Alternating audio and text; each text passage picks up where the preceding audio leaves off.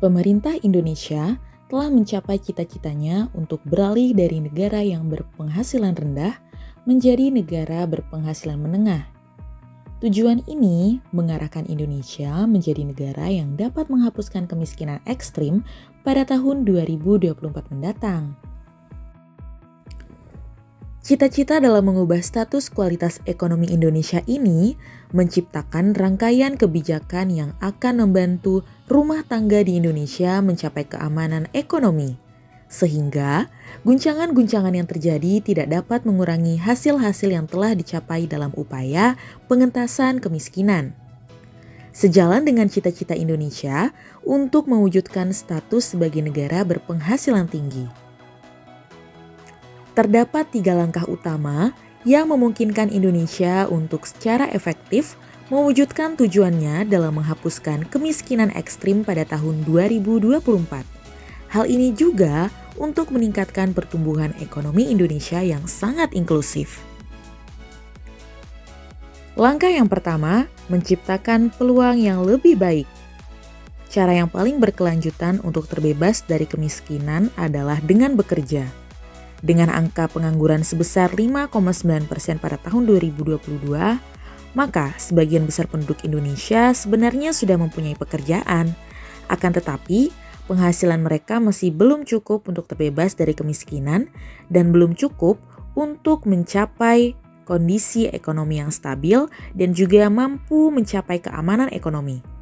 Oleh karena itu, para pekerja perlu dilengkapi dengan kombinasi keterampilan yang tepat dalam mempersiapkan diri untuk pekerjaan baru. Bukan hanya keterampilan digital, melainkan keterampilan yang dibutuhkan untuk pekerjaan yang tepat, disertai dengan kebijakan dalam meningkatkan jenjang dan kualitas pendidikan menengah, khususnya pendidikan tinggi, serta meningkatkan investasi pada pelatihan-pelatihan teknis dan kejuruan.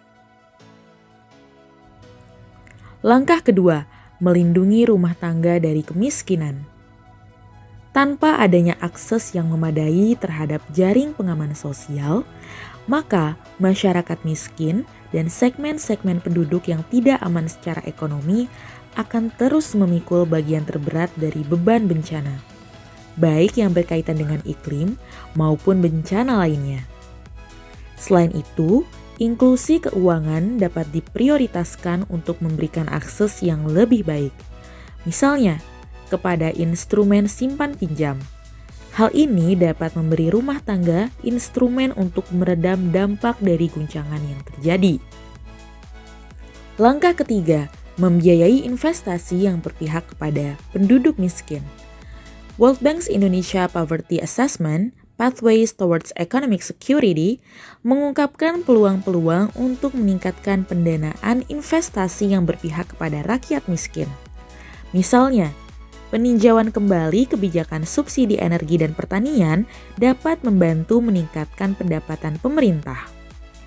Demikian pula dengan dikajinya kembali penerapan pembebasan pajak pertambahan nilai atau PPN, kenaikan pajak atas minuman beralkohol, tembakau, gula, dan karbon juga dapat menambah dana investasi yang berpihak kepada rakyat miskin.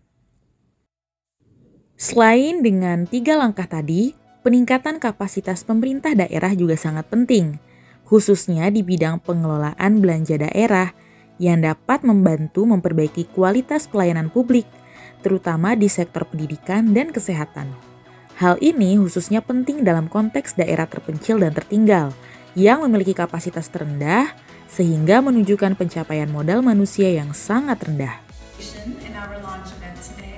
It's a pleasure to see you all, and I'm very pleased to share with you some of the key messages from our poverty assessment report being launched today.